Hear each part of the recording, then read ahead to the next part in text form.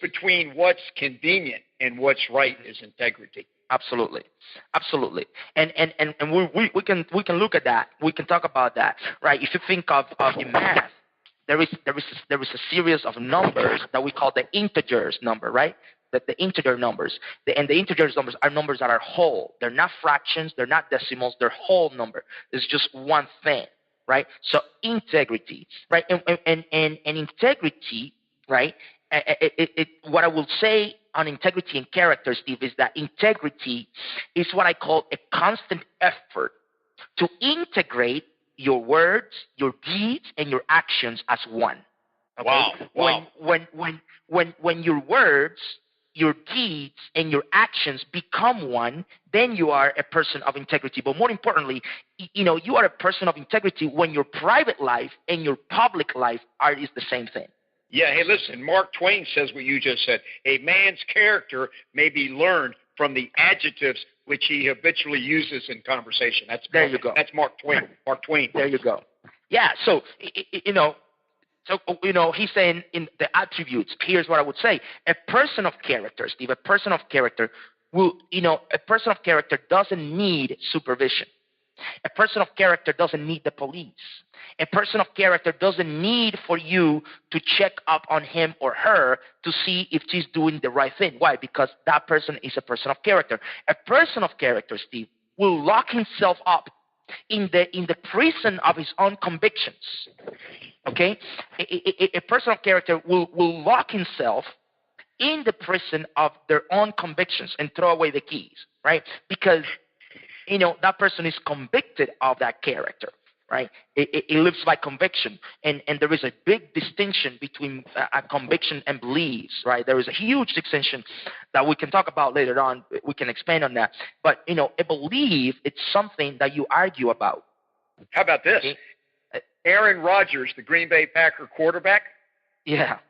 Would you believe that he's going to give a piece of wisdom here that's the same thing you just said?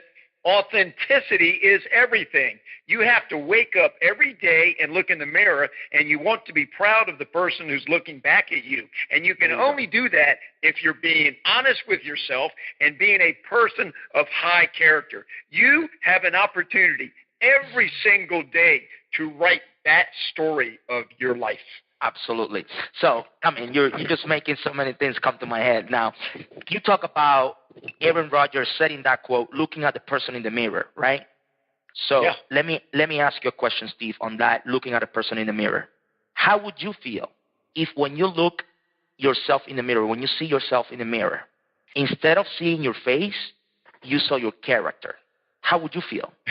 How would you feel if when you look at when you go in front of the mirror, instead of looking at your face, you saw your character? How would that feel? What would you see? Don't answer the question. Don't answer. I'm just throwing the question out there. I'm just throwing. Did you ever see the movie A Portrait of Dorian Gray?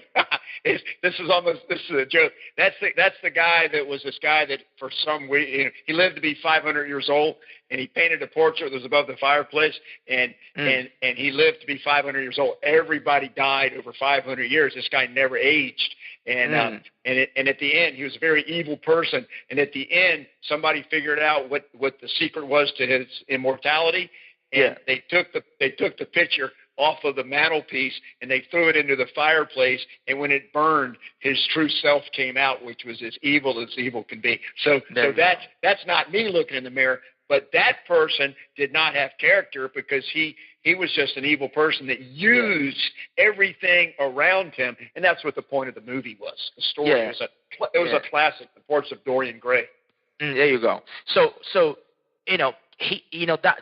story that you're saying, that person was a character, but he didn't have character. And that's something that I said last week, right? It's not the same to be a character than to have character. Because why? A character is a sacrifice for principles, right? It's when you sacrifice yourself to protect your principles, or your principles protect you. Many times, a person of character will lose their friends, right? Will lose their best friends to protect their principles, right? Hey, Steve, I don't know what do you do when you hear someone say honesty is my best policy? Have you heard that before? Oh yeah. Yeah, Yeah. right. So you heard many people say honesty my best policy. When a person says honesty my best policy, I start running. I start running. I go away. Why? Because if honesty is your best policy, that means that you have a second best, a third best, a fourth best, a fifth best, right? A person of character says honesty is my only policy. This is not semantics. This is just real truth, right? You can be two things in just one. In fact, Steve, I like the fact that you are a Jewish descent and that you have a deep understanding of the Bible. And there is a powerful statement that people from your heritage say is that the Lord our God is one. So when you study the word holy, right? When you study the word, you want in Hebrew, Shema Yisrael Adonai Eloheinu Adonai Echad. Hear, O Israel, the Lord our God, the Lord is one. There you go. Right. And so thank you for that. I need to practice that many times in order to repeat what you just said as beautifully as you just said it. But in essence, right, when God is saying be one, right, or be holy, what he's telling you is be one. Right? Be holy because I am holy. Be one because I am one. Right? And that's something that is very, very important to understand. The Lord our God is God. So see, here's the thing. Many times we are attracted by charisma. We follow someone that has charisma, and that's why politicians specifically they struggle. They struggle to be a person of character. Why? Because charisma is based on popularity. Your charisma is simply, it is based on how popular you are, or it talks about how popular you are. But character actually will protect you. Is who you are, right? So don't follow charisma, Steve. Seek character. Don't be attracted by a person of charisma or that is charismatic. Rather, just lead or seek character, right? And this is something I said last week, right? I told you last week, lead with your life. Lead with your life. A person of character will lead with your life. Why that is so important for you that you are listening to me? Let me tell you something. You must lead with your life. Why? Because whatever you're selling, whatever you're teaching, whatever you're talking about, if it doesn't work for you, it's not worth teaching to anybody else. It's just that. It's just simply that, right? Character protects your words. Character protects your words. Simply that. So, Steve, just to give you some ideas here. It's important that we do not confuse gifts with talent. Okay? Gift is one thing. Talent or character is another thing. And gift will never protect you. In fact, your gift will destroy you if you don't have character. An example of that I can give you Samson, right? Samson had a gift, but he lacked character. And his character led him to die blind, right? To die blind, because he lacked character. At least he made the right choice. At least he made the right choice in the end. Yeah, but he did not, he made the right choice, yet, he ended in the wrong position. He was not able to maximize his potential because of his lack of character, right? Yes. He could have ended way better, right? He could have ended way better. No question. He could have ended in power like Joseph, right? Because he had character. Joseph had character, right? Now, I'm glad that you one of the things that attracts me to your show, Steve, is that you very openly talk about the Bible. Okay, so let me tell you this. I'm gonna be very brazen and say this. I know this is your 87th show, and I very respectfully will say the following to a degree, and I know that you will understand me. I think this is the most powerful show your audience have heard. because in very rare times we talk about character in our lives, and we actually try to develop character in our life. So here's why I'm telling you this, Steve. You are about to get some revelation. So sit up straight and say, and if you're taking some notes, this is what you want to take some notes on. So because I'm going to show you something here very, very important.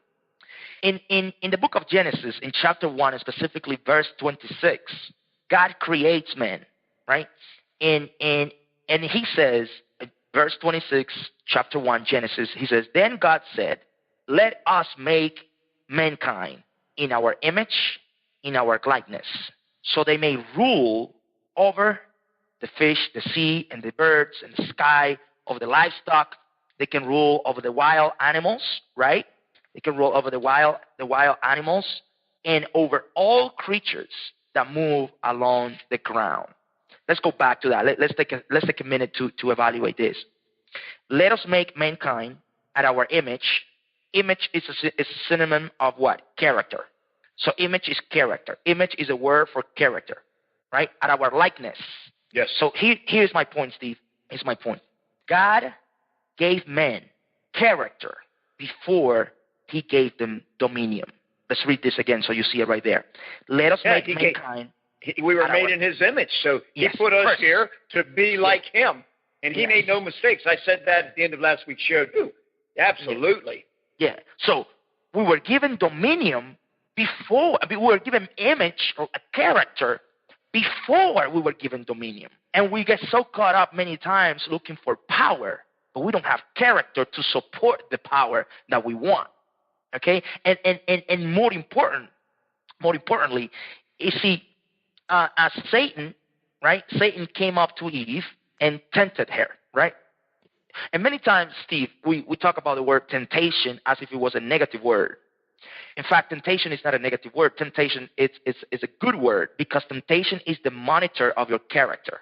Okay? Temptation is the monitor for your character. Your character is as strong as the temptation that you fall for. Okay? Last week I told you that, you are as stuck as the secrets that you hide, and I can reference David when he said, my bones, right? My bones were decaying, and I was getting old because I was hiding my sins, right? So your character is as strong as the temptation that you fall for. Now, what is temptation? You read Romans 12 second. It says, be transformed. Do not be conformed to this world, to the patterns of this world. Rather be transformed by the renewal of your mind, by testing, right? And use the word testing. It says the word testing there. What is to tempt? To tempt is to test for weakness. Is to temper with, right? The word temper is to test for weakness. So what did Satan do? Satan came to Eve, and he tempted her with something that she already was. Because God said, let us make mankind according to our image and our likeness. So when Satan approaches Eve and Satan says, you will be like God, she already was like God. Yeah, that's exactly right. And he wanted to be God. He didn't want to just be like God. He wanted us to worship him. And that's the whole problem. There you go. And she already was like God because she was made according to his image and his likeness. So she was already like God. But the problem is that she became, at some point, I don't know when, but she became ignorant of who she really was. And Satan tempted her for weakness, and found a weakness in her character because she didn't know who she really was. So in other words, ignorance can kill you. Oh, wow. Right? Hey, can I be a good student and raise my hand for a second and go ahead. Go ahead. Yeah. We got about 3 or 4 minutes, but what I want to say is this. When you were talking about created in his image, and we came back to that and his likeness, I just want to point out something that I think a lot of people are thinking about, but maybe don't see something sometimes. When we talk about created in his image and his likeness, we're not talking about a physical appearance. We're talking about in the way we are, and it's the character that you've described this whole show. It's who we are. The way we are is like him. His perfect qualities of goodness, and I got to quote, goodness is about character, integrity, honesty, kindness, generosity, moral courage, and the like. More than anything else, it is about how we treat other people. It's the fruits of the Spirit. But what I'm saying is, it's not a physical appearance.